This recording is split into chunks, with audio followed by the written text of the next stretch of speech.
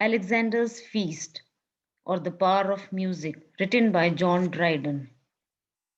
In this video, we shall discuss stanzas 4 to 7. Stanza 4.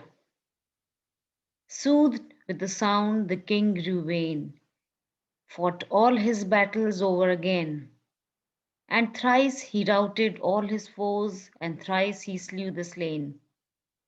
The master saw the madness rise, his glowing cheeks, his ardent eyes.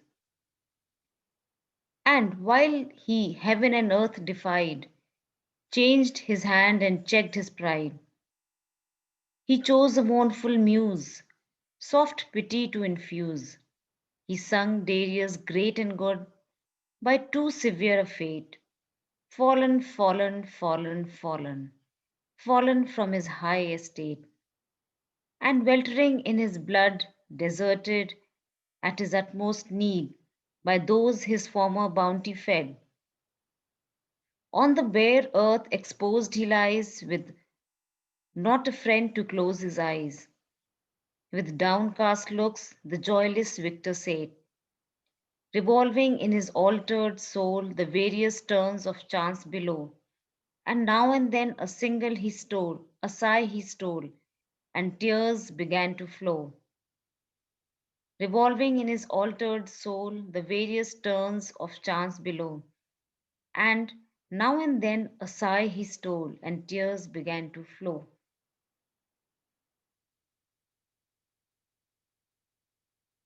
The poem takes a turn in stanza 4, when this celebration of victory and pleasure seeking inspires great hubris in King Alexander.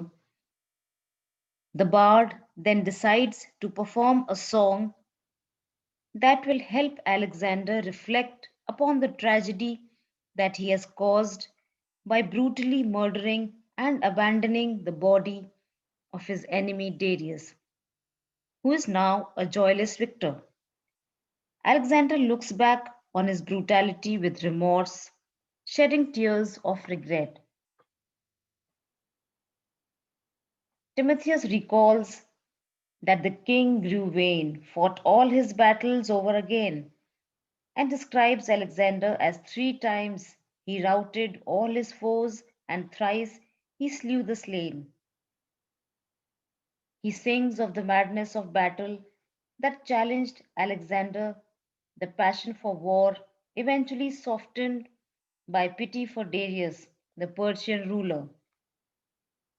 At that point, Alexander the joyless victor sat, as he considered chance suggesting that he might have been in Darius's place if not for fate, and he weeps.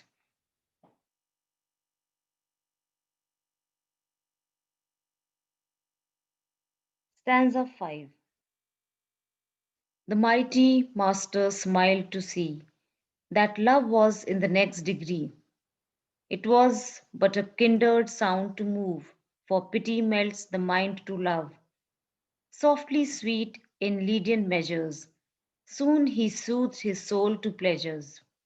War, he sung, is toil and trouble, honor but an empty bubble. Never ending, still beginning, fighting still and still destroying. If the world be worth thy winning, think or think it worth enjoying. Lovely Thais sits beside thee. Take the good the gods provide thee. The many rend the skies with loud applause. So love has crowned, but music won the cause. The prince, unable to conceal his pain, gazed on the fair who caused his care, and sighed and looked and sighed and looked, sighed and looked and sighed again. At length, with love and wine at once oppressed, the vanquished victor sunk upon her breast. The prince, unable to conceal his pain, gazed on the fair who caused his care, and sighed and looked, sighed and looked, sighed and looked and sighed again. At length, with love and wine at once oppressed, the vanquished victor sunk upon her breast.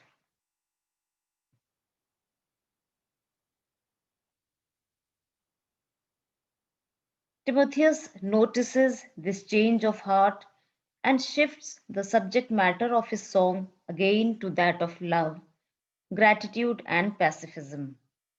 The bard prompts the monarch to recognize how grateful he must be, for instance, for the relationship he has with his beautiful lover, Thais. But the audience who applaud passionately and Alexander, who tearfully sinks upon Thais' breast, are moved by this song. So, stanza 5 celebrates the softening of the mighty master as pity melts the mind to love.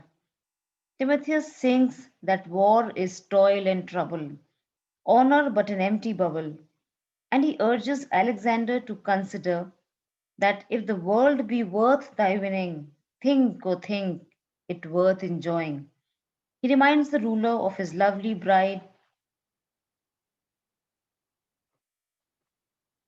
and then interestingly, while remaining undefeated on the field,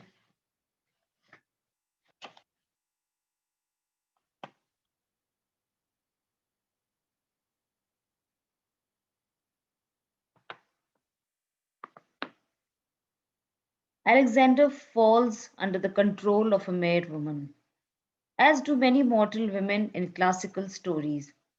Thais will co opt the power of the male, tempting men with the passions she arouses to do as she bids them.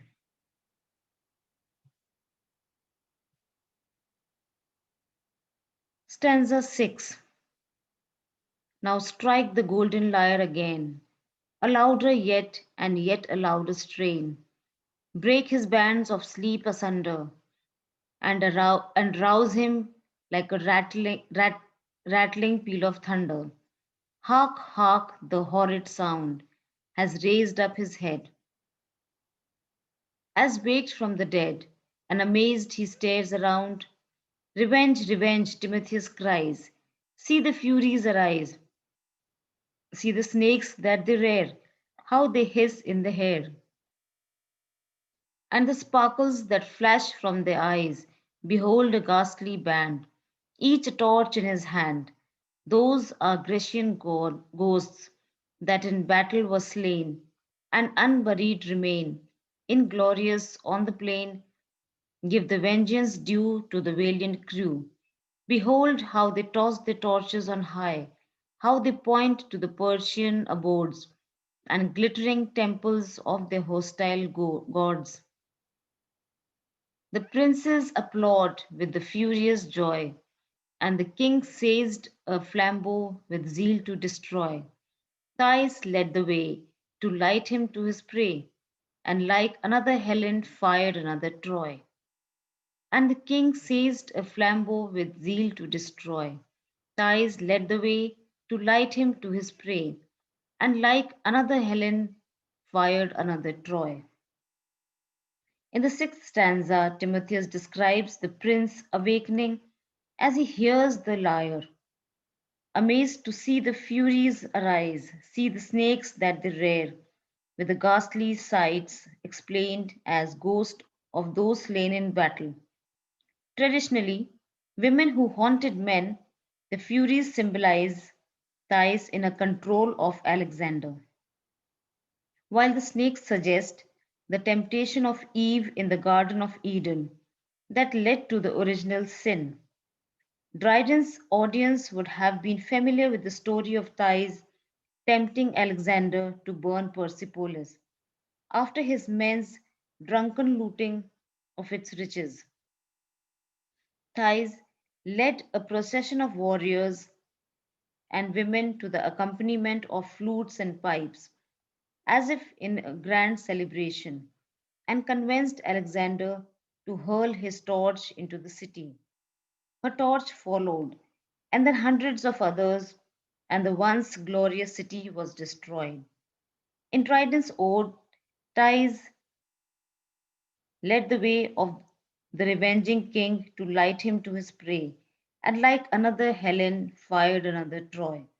The reference to Helen also reflects on the power of women to stir men's passions, even to war. That ties used instruments during her parade to the city also suggests the power of music to stir passions, helping to overcome the strength of even the great Alexander. Stanza 7. Thus long ago, ere heaving bellows learned to blow, while organs yet were mute, Timotheus to his breathing flute, and sounding lyre could swell the soul to rage, or kindle soft desire. At last, divine Cecilia came, inventress of the vocal frame, the sweet enthusiast from a sacred store, enlarged the former narrow bounds, and added length to solemn sounds, with the nature's mother wit and arts unknown before. Let old Timotheus yield the prize, or both divide the crown. He raised a mortal to the skies, she drew an angel down. At last, divine Cecilia came, inventress of the vocal frame, the sweet enthusiast from a sacred store, enlarged the former narrow bounds, and added length to solemn sounds, with nature's mother wit and arts unknown before. Let old Timotheus yield the prize, or both divide the crown. He raised a mortal to the skies, she drew an angel down. Saint Cecilia, patroness of music, does arrive in the final stanza, following all of the action.